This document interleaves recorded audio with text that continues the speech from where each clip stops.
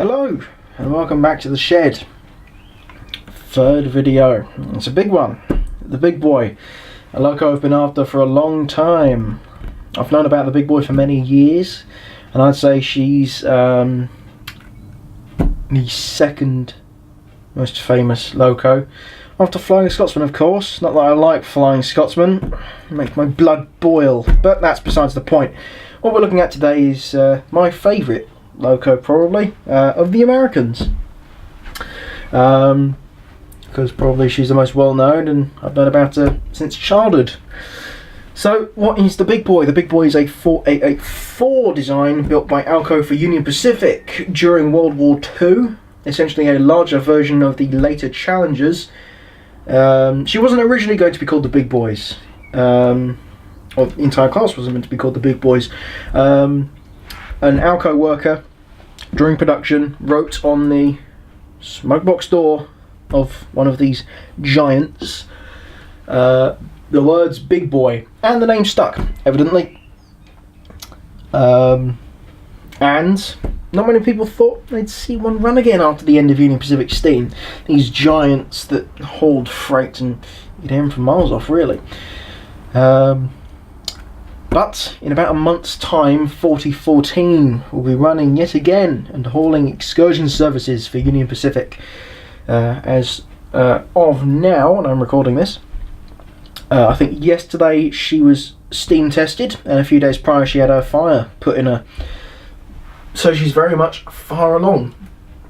However, this is number 4005. A celebrity in her own right, because she's the only big boy to be involved in a rail accident. Massive derailment. I think about 3 people died. There are articles online you can find regarding the incident. Not a happy read in the slightest, of course. It is a rail accident. People did die, and people were charged for the incident. She was restored though after the crash to working order, and now she's preserved in a museum. Probably a good thing she wasn't brought back. It may be a bad omen for Union Pacific, but well.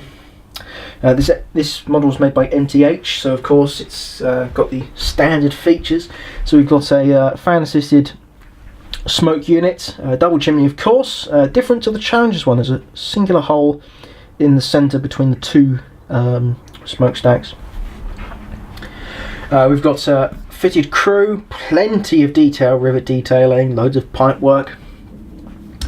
Working light, marker board. I believe there's a cab light, marker light on the back, and a headlight for when you're reversing. Real coal load, absolutely lovely.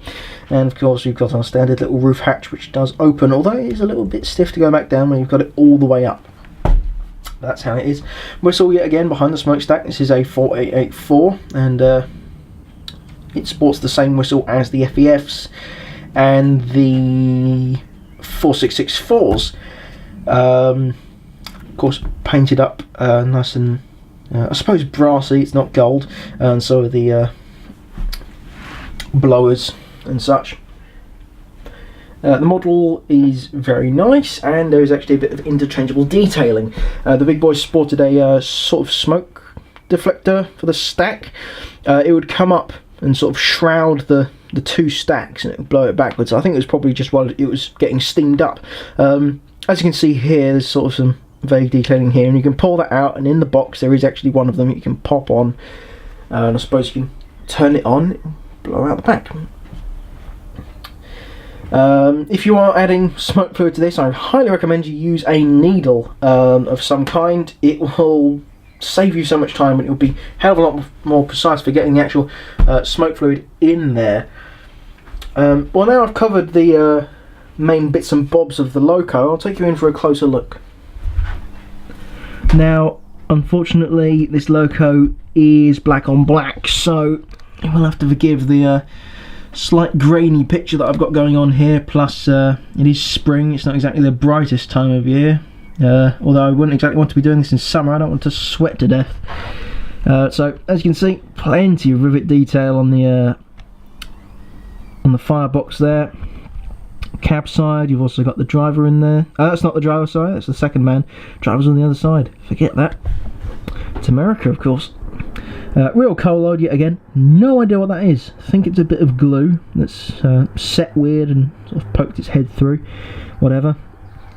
Plenty of rivet detailing on the centipede tender. Fire hose only. The driving wheels and the conrods and gearing. Absolutely lovely. Again, like the Challenger, the sound can go out of sync with the chuffs, so you will get 4 and sometimes it will sync up and you get 2. There's plenty of detailing up front as well. A massive front pilot truck, because she sports a pair of air pumps down there by the cylinders. I think you can just sort of make them out there, sort of centered them in the camera there. The pilot truck, the front part of the cowgate actually can swing open to reveal a dummy coupler, but I'm not going to bloody use it because I don't want to force such a model. I don't want to break it. But yes, the detailing is lovely. Please focus. Sometimes this camera really gets on my wick. Yeah, there we go. Yeah, plenty of detailing. Sorry about my shaky hand, honestly. It's getting really excited. I think there's a bit of dust on there. I'll have to give it a brush off at some point. That's unfortunate. Oh well, right. I'll plonk you back on the tripod and we'll get her started up. So, it's that time again to use our trusty Nce Power Cab. I've said it before and I'll say it again. Trusty bit of kit. Definitely get yourself one if you're doing DCC. And our functions guide. And you may be wondering this time, why on earth is it on a single sheet? Well, it is in the booklet, but the booklet are single sheets. Again, a bit odd, but oh well. And it's quite handy to have this. This actually came in the packet, so it's good that we don't have to fiddle through a booklet and we can just have the function sheet right here. So I've already programmed the address to number 5, as you can see. So let's start her up with function 3.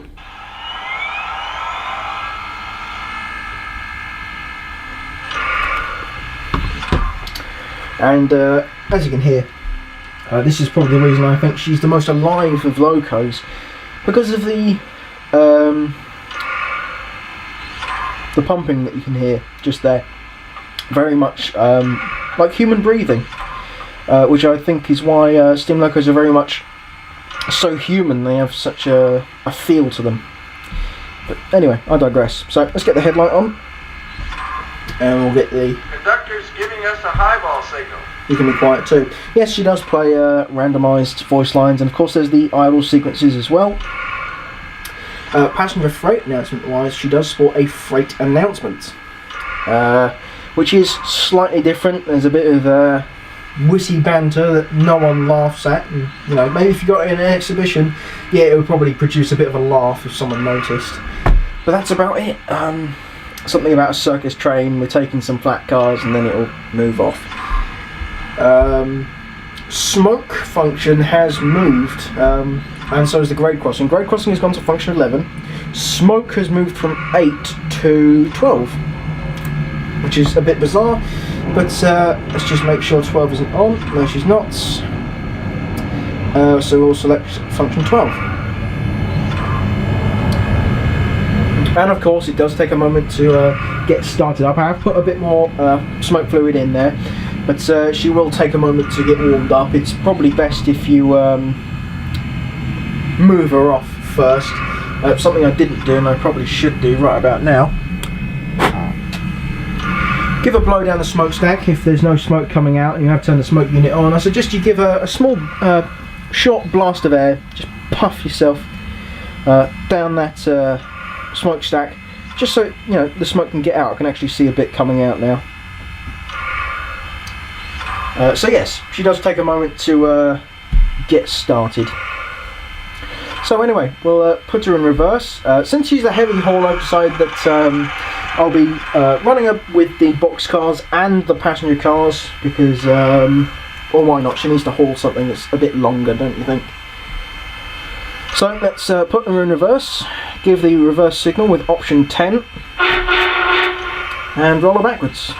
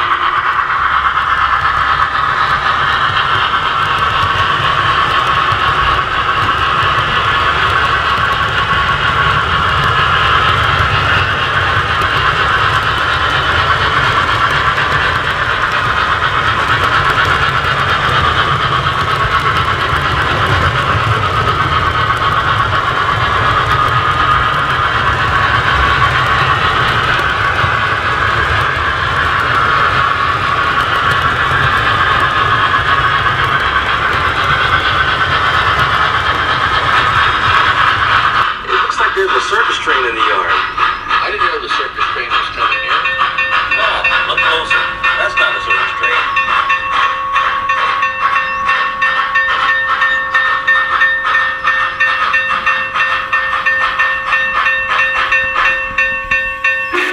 Oh, I see now. Those are the new trailers on flat cars. They must have got the idea from the circus people. I hear they plan on replacing a lot of boxcars with those trailers. That cut of flat cars with trailers on track 3 is what we're taking to Laramie. That's less than 3,000 tons. Well, this should be a relatively easy run.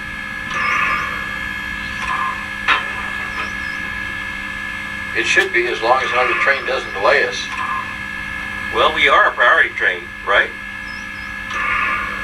We have permission to depart the yard as soon as the air is up. When the gauge hits 80, I'll sing out. Just let me know when you have 80 pounds air pressure. You singing is not required nor desired.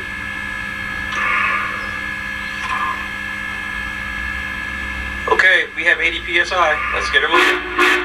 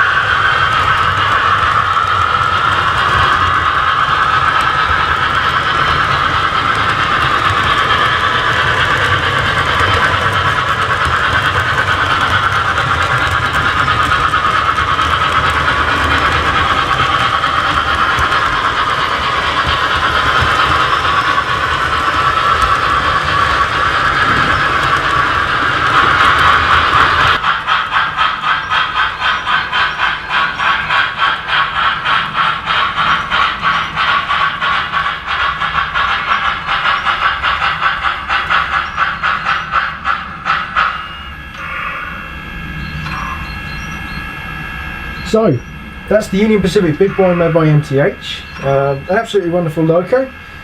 Smoke unit does its job perfectly well. Sounds are good. Really do like them. I'm not the largest fan about the little bits of banter with the freight announcement, but I mean, we don't have freight announcements or anything with English locos, so I'd say it's perfectly fine the way it is. Maybe if you're at an exhibition, it could get a laugh from one of the people visiting your stand or whatever. But overall, I'd say this is a magnificent loco, and I'm absolutely chuffed to bits that I bought it and I was able to buy one finally after all these years. So thank you very much for watching. Next video will be on the Athearn FEF-3 number 844. That will be uploaded tomorrow, probably about the same time. So I will see you in the next video.